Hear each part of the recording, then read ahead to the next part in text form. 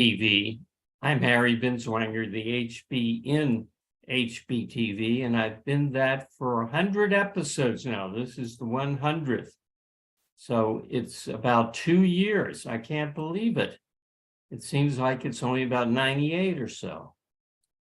So today we're going to do what all the big guys do on TV when they reach a milestone like this. We're going to reprise some of the past shows. I have clips from some of the more interesting things I said. At least they tell me that they were selected on that basis. And I'm going to comment on them, including corrections in at least one case, I think. So let's begin. Before we begin, I should say that the most popular show was the first show, which has continued to gather an audience right to the present day, and it's had 3,000 hits, 3,500. That was on evolutionary psychology. We don't have a clip from that, but the point was that there's no such thing as evolutionary psychology. Evolutionary psychology is premised on determinism. It's premised on the idea that natural selection would determine human psychology, human behavior, but it doesn't. Or put it this way, a genuinely evolutionary psychology would recognize that man evolved a big enough brain to have a conceptual faculty which operates volitionally, so that his beliefs, values, and therefore actions follow from his choices.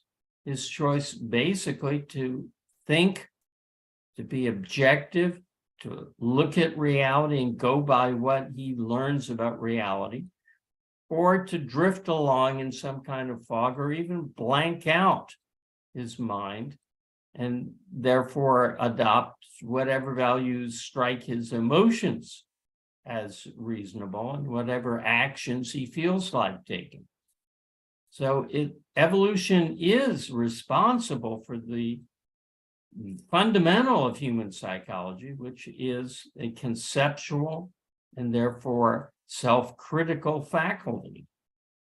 But evolution cannot make you into a criminal or to an aggressor or to a good husband or a bad husband or any of the kind of things that are ascribed to people in evolution, quote, evolutionary psychology. Okay, let's get to the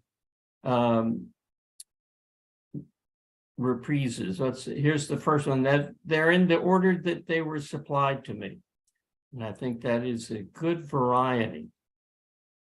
What do you think of Andrew Tate being banned across all social media? Now, let me interrupt. You know who Andrew Tate is? I don't remember.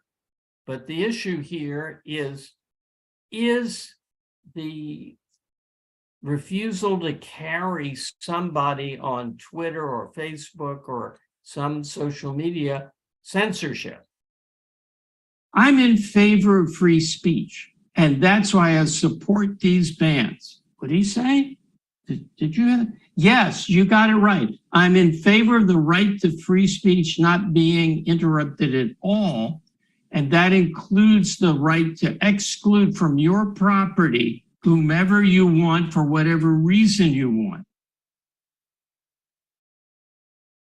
So there I'm combating the idea that if Zuckerberg doesn't want to carry a person who's espousing ideas he believes are bad or destructive, that's censoring the guy. No, that's Zuckerberg's freedom of speech and the other owners' freedom of speech. The freedom of speech includes the right to not let someone use your microphone or your platform to spread ideas you disagree with. It's not just the positive, I get to use my property to spread my ideas. It means I control my property and I can stop other people from using my property. I can't stop them from using theirs. Censorship is a term applicable only to government action. Now let's go to the next clip.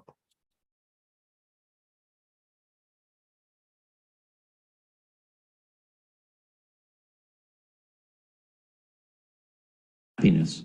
You exist for the sake of avoiding punishment. I have to interrupt here. This is reading a quote. I'm not saying this. That's why I'm looking to the side. I'm reading Ayn Rand. Let me go back to the beginning. You seek escape from pain. We seek the achievement of happiness. You exist for the sake of avoiding punishment. We exist for the sake of earning rewards. Threats will not make us function. Fear is not our incentive. It is not death that we wish to avoid, but life that we wish to live. That's from Galt's speech in Atlas Shrugged. The next one. Boy, that's a freeze frame of a pretty bad expression. Let's do this.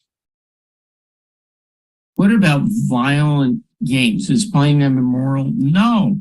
What about sick games? I mean, you make up the script. No, it's not immoral to play any video game. The only thing that's immoral is either blanking out your mind or acting upon, to violate the rights of others or do something unjust to others.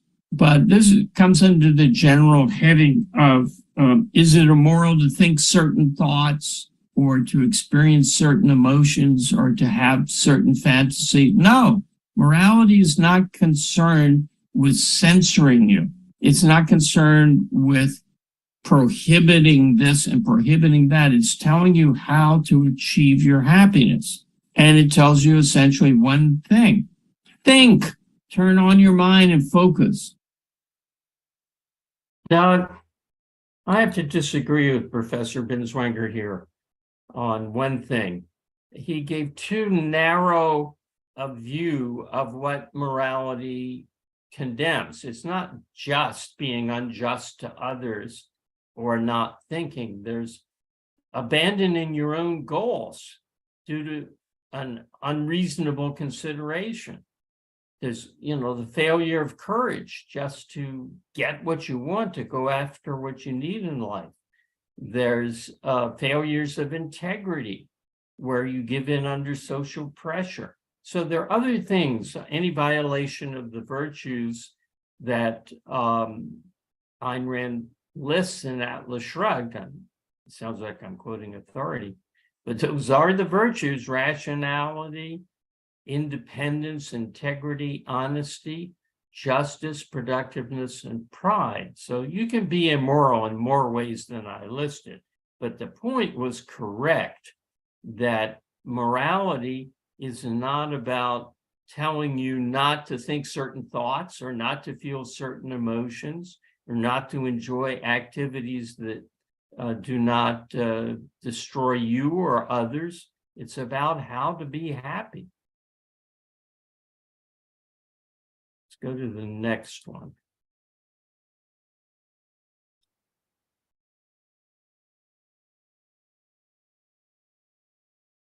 The whole equality concern, forget whether you're for it or against it, the whole idea of looking at equality, at how you stack up relative to other people, is a collectivized, socialized mind at work. A virtuous man, an independent man, does not judge himself by relation to others. He does not say, gosh, I'm in the third quartile here and I really want to get into the first. He does not invent thinking, I wonder if somebody else is going to have a better invention. Boy, I wish I were the only guy inventing things. That is so foreign to the mentality that's right, that lifted mankind out of the cave. So I hope that was clear. The point is that your life is your concern, not how your life stacks up against somebody else. And if somebody has more than you, that could be great for you if he earned it. If someone has less than you, that's not good for you, and it's not your concern. Well, why isn't your concern if it's not good for you?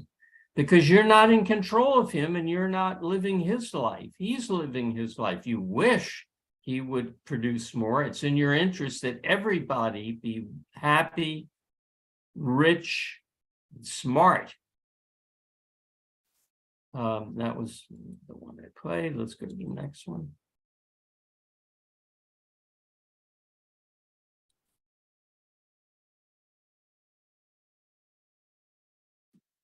An armed populace is no protection at all against tyranny. None. Domestic tyranny.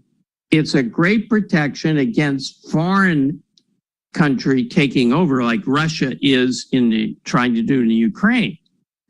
But if you're talking about a dictatorship arising in the US, there's not going to be anybody, if it can rise, that's going to fight for freedom. So ideas that make a country go to dictatorship, and those ideas have to be held by a majority.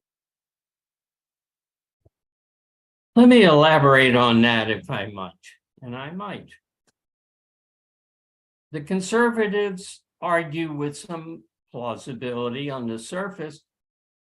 If the government confronts an armed populace, there are limits to what it can get away with because the populace will revolt and use their guns to stop a tyranny when it's forming or to overthrow it once it's formed. No, if the state intellectually of the country is so low that a dictatorship has enough support to take power, then there aren't going to be any good factions in the populace. And what they're going to take up arms for, if they do, is some other horrible thing.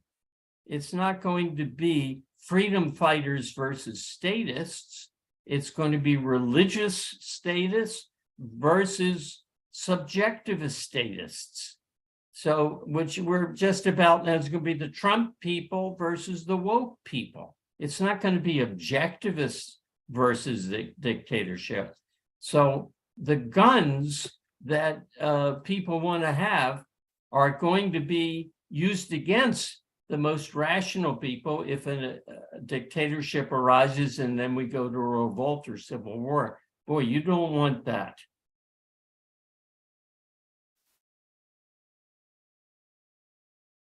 This is one I enjoy, this next one here.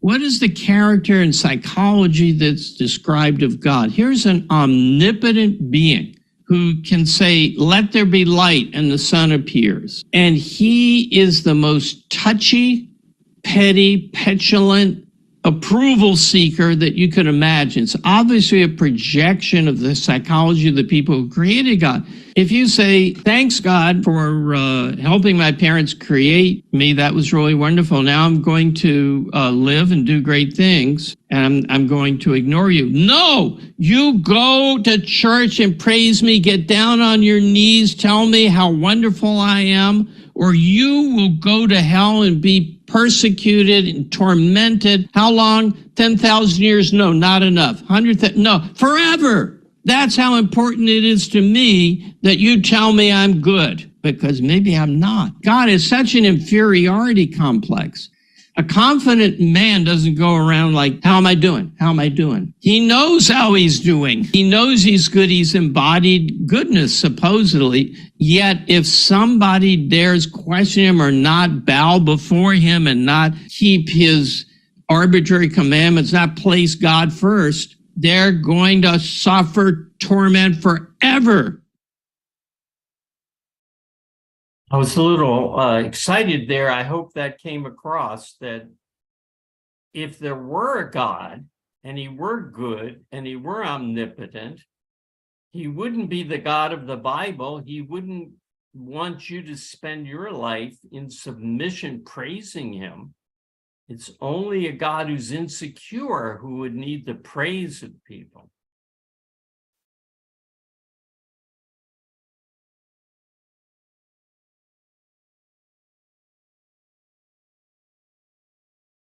Is Elon Musk an altruist? I was asked. Elon Musk indicated that the fundamental motivation for his actions is to solve potential problems for, quote, humanity. And then he asks, is that in alignment with the objectivist ethics? In reality, I can tell you that his motivation is not collectivistic and altruistic. How do I know? Because he's too creative for that. In order to have creative solutions, you've got to love what you do and have your subconscious be integrated around that thing. And the subject matter has to fascinate you. That's how you get really creative solutions. If it's something you're doing out of duty to a collective, there won't be any creative thought. So the fact that he is creative suggests that he has an individualistic interpretation of solving humanity's problems.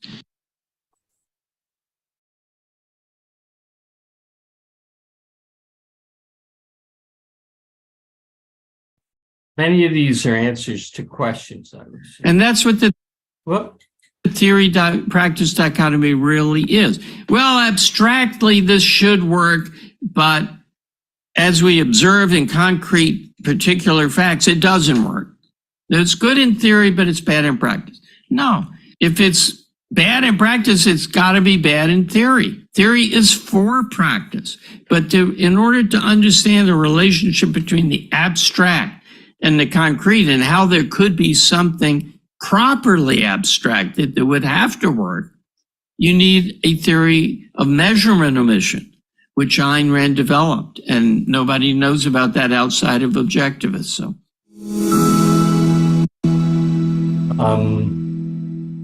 let me explain that. and that's what the theory practice. Let me explain that last part about measurement mission.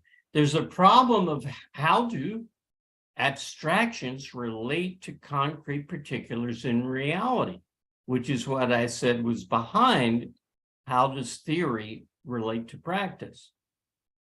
And in order to understand that, you have to have a theory of what's called universals, of how a single term like man could refer to all the human beings, or a single term like energy apply in physics to all the instances of energy that there are in the world, which are so different.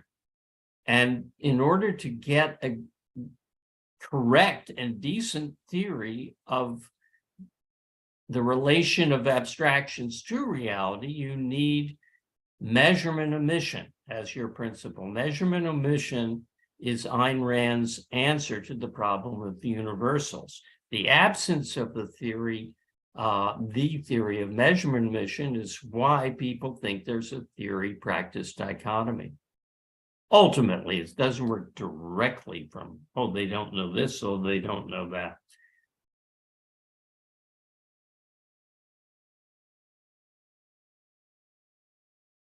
Do this one.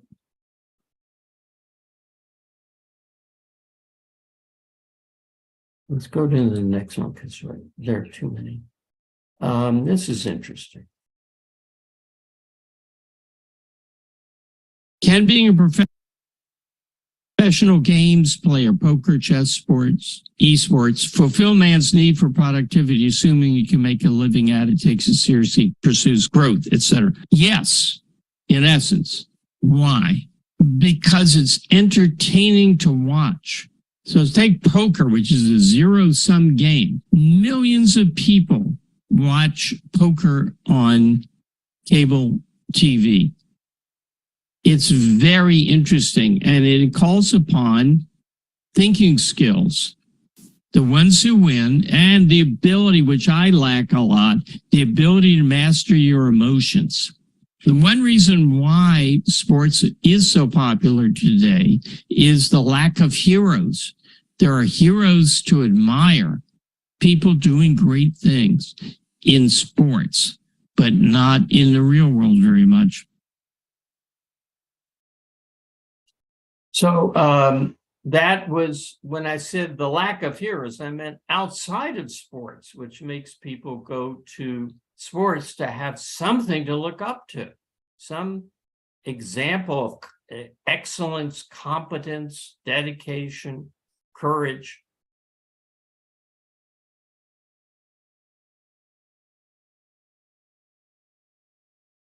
Why do philosophers now write their papers in such hard and unreadable language? It is often the case that a paper says nothing, being 70 pages long. There's so many reasons that I wanted to get to the essential one. And I think the essential is philosophy has been severed from life. Philosophers, particularly the ones writing those papers, regard it as a game like soccer. And the way you score a goal is by recognition from your colleagues and advancement in the academic pecking order. And the only way that you can do that is to publish. And the more you publish, the better. And you don't want to be understood. Because if you're understandable, it looks like you're simplistic.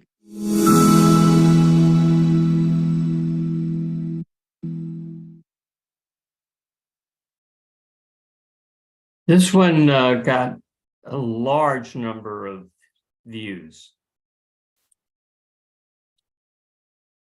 The question is not a legal question. People try to escape the moral question by going to the legal issue. The legal issue of, well, the Second Amendment does or does not give Americans the right to bear arms, to have guns.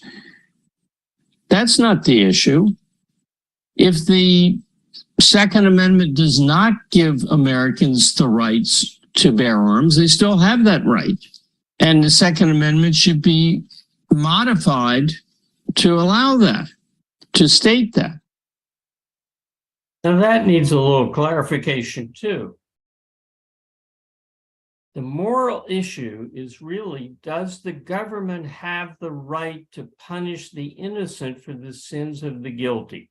So for instance, these school shootings, these horrible tragedies that occur due to some people's near insanity, I suppose, or insanity. That doesn't give the government the right to prevent you and me from owning guns to defend ourselves. And there's a good argument that the more people who own guns, the less these shooting sprees will go on. They go to schools to shoot because schools are gun-free zones in part. In part, it's psychological. So the argument against gun control is not, well, the Second Amendment says this or says that.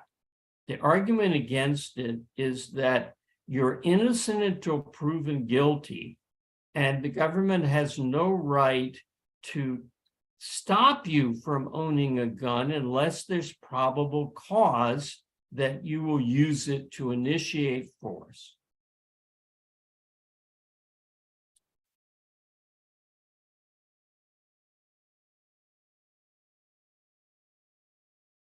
Now, what is second-handedness? More formally, it's called social metaphysics, or the social primacy of consciousness. You take other people's say-so as if it were fact on everything. People become your substitute for reality, so you live secondhand.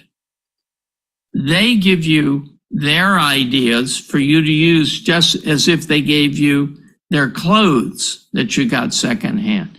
So you live on borrowed opinion, borrowed judgment. The essential there was that you take other people to be reality. You take what others say, and I hope it's not you, my listeners, the social metaphysician, the second-hander, takes the ideas of others to be the same as facts of reality.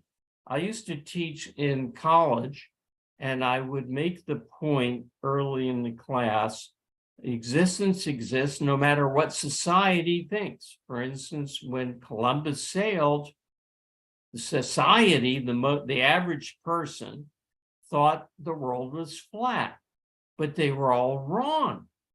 And it's not the case that the world started curving as Columbus sailed. It was always curved, despite the beliefs of the vast majority, almost everyone, at that time. And invariably, about a third of the class doesn't get it. They're very puzzled. And they say to me, but it was flat for them.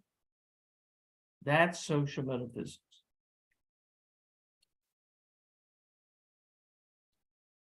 Good, so this is a good one to end on. Why? Why the attack? What's going on? Why aren't they sympathetic? Why aren't they doing a dialogue that puts Ayn Rand in a good light? So the question is, why the attacks on Ayn Rand? This came out of a discussion of some treatment of Ayn Rand in the media.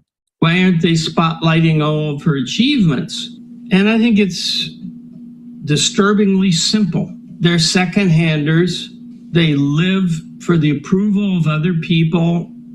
They are terrified of being on their own, making their own judgments. And that comes out as a hatred for any philosophy that teaches independence and self-reliance and firsthand values, individualism, of which Ayn Rand is non-parade, if I'm pronouncing that, unparalleled advocate of you have to live your own life by your own mind.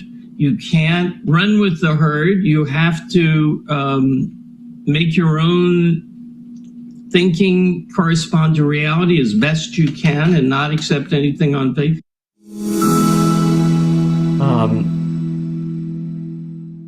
Let's look incidentally as a closing here. These are in my living room. There are two paintings by Ayn Rand's husband, Frank O'Connor. They look a little blurry. They're not blurry in reality. And unfortunately, my head is obscuring parts of them. But there are two wonderful paintings, both of them studies not completed, that I got from her estate when she died, and very happy to have them as my constant companions. So that's the reprise of the, I don't know if it's the best, but it's the ones we have clips from the 100 episodes. Thank you for tuning in, and I hope to see you next week on HBTV. Goodbye.